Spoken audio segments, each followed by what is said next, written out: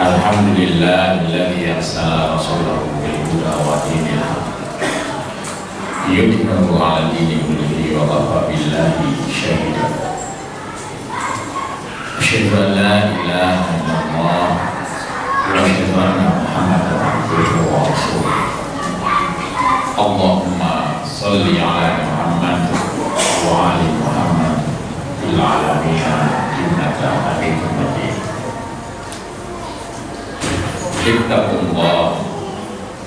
Ittaqullaha haqqa tuqatih wa la tamutunna illa wa antum muslimun. Jamaah yang dirahmati oleh Allah, puji syukur kehadirat Allah Subhanahu wa taala karena kita hari ini bisa menghadiri salat Jumat di Masjid Al-Falah. Kita keadaan sehat walafiat. Dalam khutbah Jumat setiap khatib selalu menyampaikan pesan takwa, karena pesan takwa ini akan mampu membuka jiwa kita untuk selalu mendekatkan diri kepada Allah. Yang dimaksud dengan takwa adalah takut kepada Allah, di mana rasa takut itu tidak semakin menjauhkan kita kepada Allah, namun takut itu justru selalu ingin berdekatan dengan Allah Subhanahu wa ta'ala. Jemaah yang dirahmati oleh Allah, ada banyak kisah seseorang yang berusaha untuk mendekatkan diri kepada Allah. Kalau kita lihat media hari ini, di bulan Juli tahun 2025, saya buka di media tanggal 29 Juli 2025, ada seseorang yang bernama Hafid. Ia mengaku dirinya alumni S1 di Fakultas Kedokteran di Universitas Indonesia. Ia pernah belajar di luar negeri. Ia pernah di Singapura. Pria tersebut berasal dari kawasan Kadilangu, Demak, Jawa Tengah. Kalau ia pernah belajar di sebuah fakultas yang sangat luar biasa, berarti dia bukan orang sembarangan. Maka kapasitas intelijensinya tidak perlu diragukan lagi, karena ia memiliki ilmu pengetahuan. Ia menempuh pendidikan spesialisnya di Singapura, bahkan sempat belajar selama 4 tahun di Italia. Saya belum pernah sampai di Italia, tapi Pak Hafid ini sudah pernah sampai di Italia. Apa yang ia lakukan? Bisa menyentuh seorang pria yang mengaku dokter spesialis telinga, hidung, dan tenggorokan ini telah meninggalkan kehidupan dunianya. Saya yakin kalau kita melihat seorang dokter spesialis di hati, pasti banyak hartanya, karena sekali periksa saja sudah cukup mahal biayanya. Namun tatkala ia ditinggalkan oleh anaknya, kemudian ditinggalkan oleh istrinya, maka kehidupannya sudah tidak menarik bagi kehidupan dia. Yang menarik adalah ia ingin meninggalkan hidupnya di dunia untuk menuju akhirat. Maka yang ia siapkan adalah bagaimana bentuk pengabdiannya kepada Allah Subhanahu wa ta'ala. Terbalik dengan kita. Secara manusiawi pasti setiap manusia membutuhkan harta. Namun Pak Habib meninggalkannya, bahkan hidup di bawah kolong jembatan. Maka ini satu kejadian yang langka. Ia ingin mempersiapkan dirinya untuk menghadap Allah dengan hidup di bawah kolong jembatan. Maka hidup di dunia ini sebetulnya adalah sebuah pintu yang akan kita lewati untuk menuju akhirat. Siapa yang menganggap dirinya hidup di dunia itu kekal, maka ia akan selalu mencari kehidupan dunia dimanapun dia berada. Tidak peduli itu halal ataupun haram, maka yang penting ia akan dapatkan. Maka tatkala orang itu ingin menempuh kehidupan akhirat, maka yang ia cari adalah nilai sebuah perbuatan itu adalah benar di hadapan Allah Subhanahu wa ta'ala. Jemaah yang dirahmati oleh Allah, maka ayat Al-Quran yang berbicara tentang dunia sebagai pintu akhirat, ladang untuk mencari kebahagiaan akhirat, dapat kita lihat, dapat kita baca di dalam surat Al-Qasas ayat 77.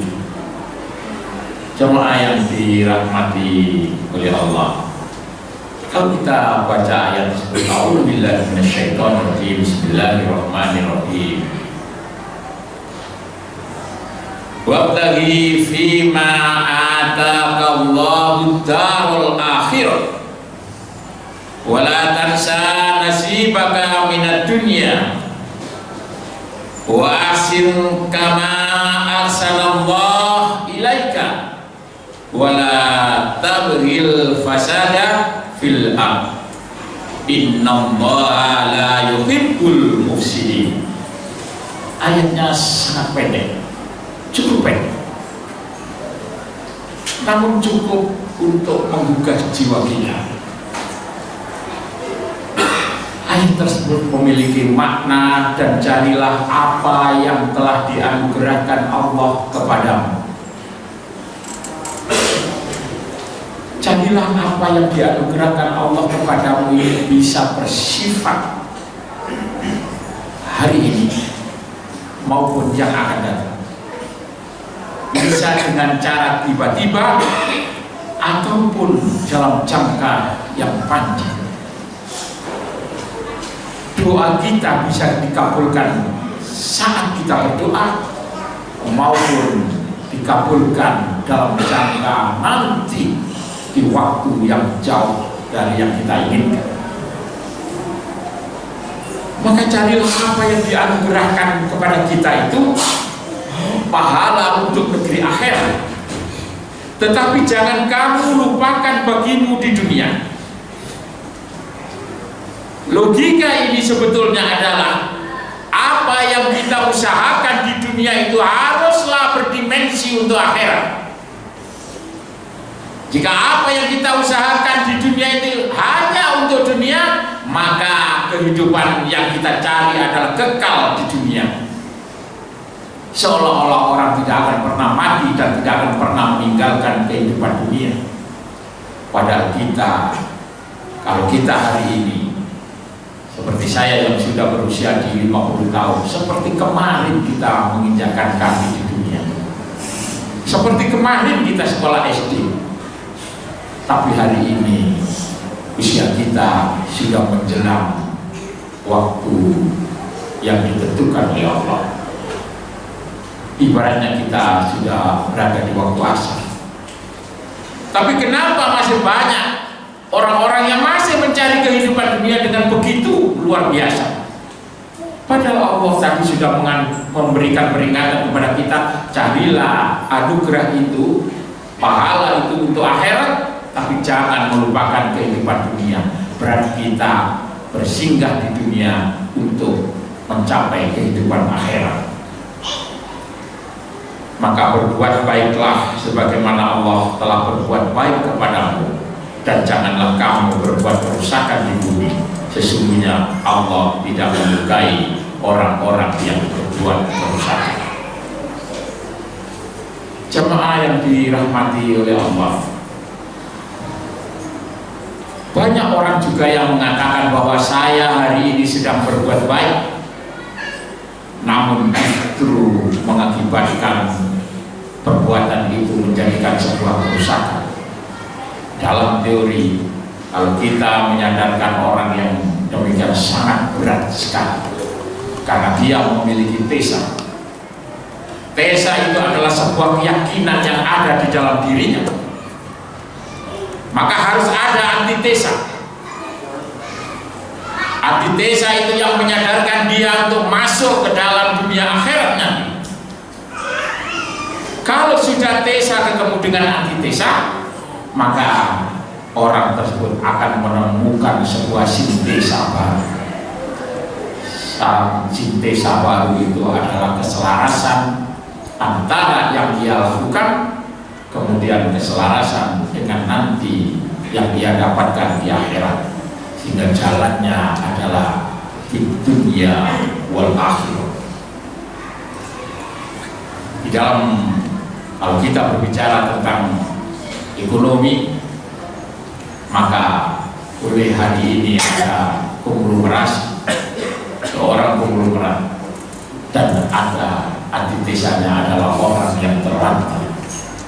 Jika orang itu berpikir keduanya, maka orang yang kaya akan mentasarufkan hartanya untuk kehidupan orang yang terlantar, sehingga ia memiliki keinginan untuk menolong orang-orang yang terlantar.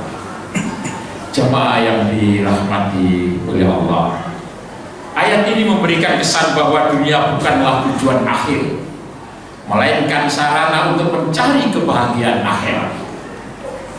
Seorang muslim diperintahkan untuk tidak melupakan akhirat dalam setiap kesibukannya di dunia, dan sebaliknya tidak menyia-nyiakan kesempatan di dunia untuk hanya mempersiapkan dirinya, namun dipersiapkan untuk kehidupan akhirat.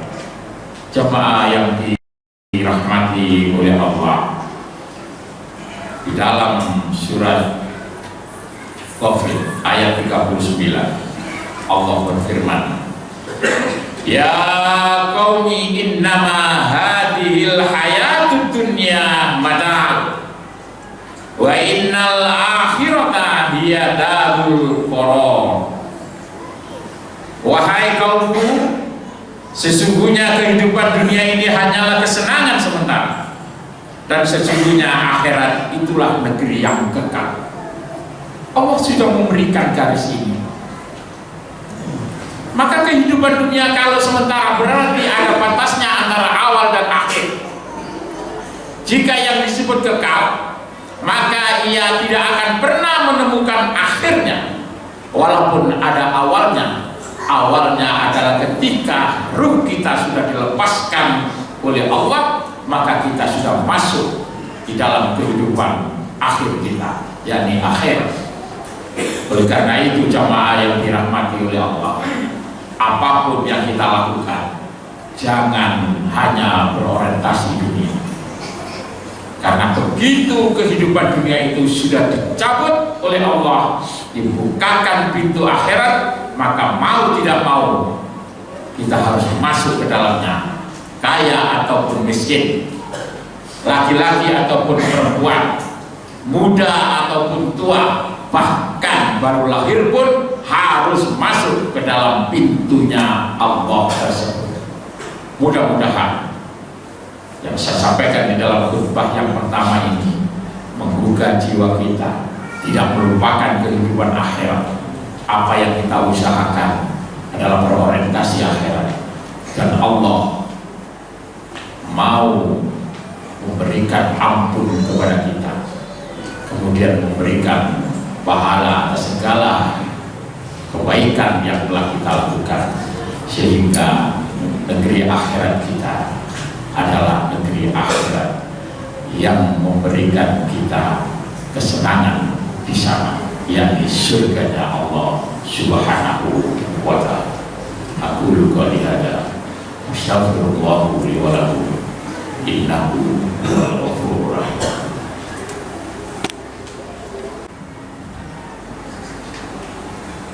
Alhamdulillah wa bihi nasta'in ala umur dunya waddin. Wassalatu wassalamu ala asrofil anbiya'i wal mursalin wa ala alihi wa sahbihi ajma'in.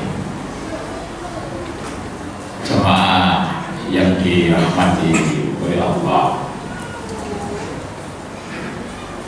di dalam khutbah yang kedua ini tetap kita harus mengingat akan Allah sebagai zat yang harus kita tunduki. Maka dengan mengingat Allah berarti meningkatkan nilai keimanan kita kepada Allah Subhanahu wa ta'ala. Jemaah yang dirahmati oleh Allah, hakikat dunia dan akhirat itu, kalau kita pisahkan, dunia adalah bersifat main-main, kemudian bersifat senda gurau. Namun negeri akhirat itu adalah negeri yang kekal, sehingga negeri yang kekal itu harus kita lakukan dengan nilai ketulusan yang sangat luar biasa. Untuk pengabdian kita kepada Allah adalah pengabdian yang sesungguhnya. Jemaah yang dirahmati oleh Allah, ketika kehidupan itu betul-betul telah kita lalui, maka tidak akan pernah kembali. Kita sudah bisa meminta kepada Allah untuk diberikan jalan yang terbaik. Setiap kali kita sholat, maka tunjukkan kami ya Allah jalan yang lurus. Oleh karena itu kita harus komitmen dan konsisten akan jalan yang kita lalui. Jemaah yang dirahmati oleh Allah, kemarin saya ketemu dengan seorang wakil rektor di Universitas Muhammadiyah di Solo, Uni Muda. Saya tanya di sana, Pak, apa benar di Uni Muda itu 80% mahasiswanya adalah beragama Kristen? Jawabnya benar.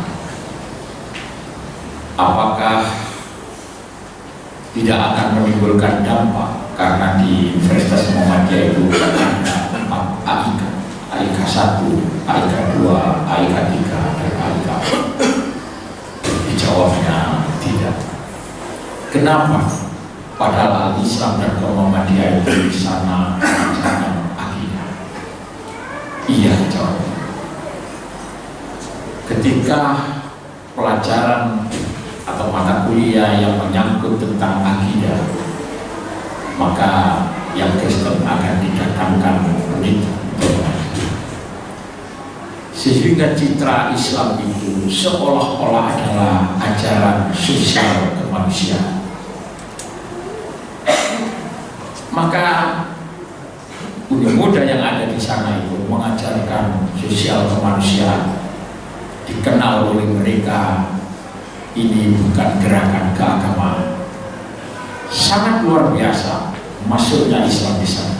Saya tanya, apakah ada yang berpindah akidah menjadi Muslim?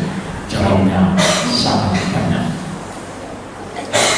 Bahkan yang terakhir dia bercerita, mahasiswa dari Papua Nugini yang harus mengikrarkan dirinya sebagai seorang Muslim. Dari pelajaran itu sebetulnya bahwa ketika kita hidup di dunia ini, haruslah perbuatan baik kita sesama manusia harus kita pupuk untuk menunjukkan bahwa Islam itu adalah agama yang rahmatan bil alamin, dengan tetangga, dengan teman dan sebagainya. Mudah-mudahan sepulang dari khutbah dan sepulang dari Jumat ini, kita menjadi orang yang selalu menebarkan kebaikan, untuk membuka pintu akhirat. Karena ketika kita meninggalkan dunia nanti, maka bekal kita adalah kebaikan, itu dilandasi dengan nilai keimanan. Marilah kita akhiri khutbah ini dengan berdoa kepada Allah Subhanahu wa Ta'ala. Allahumma sholli ala Muhammad wa ali Muhammad walhamdulillahi rabbil alamin. Allahumma fir lil mu'minin wal mu'minat al ahya'i minhum wal amwat. Allahumma fir lana wa li walidayya warhamhuma kama rabbayana shighara. Rabbana hab lana qurrata a'yun waj'alna lil muttaqina imama. Rabbi habli minas sholihin, Rabbi habli minas sholihin. Allahumma arinal haqqa haqqa warzuqna ittiba'ah wa arinal batila batila warzuqna ijtinabah. Rabbana atina fid dunya hasanah wa fil akhirati hasanah wa qina adzabannar. Subhana rabbika rabbil izzati amma yasifun. Wassalamun alal mursalin walhamdulillah.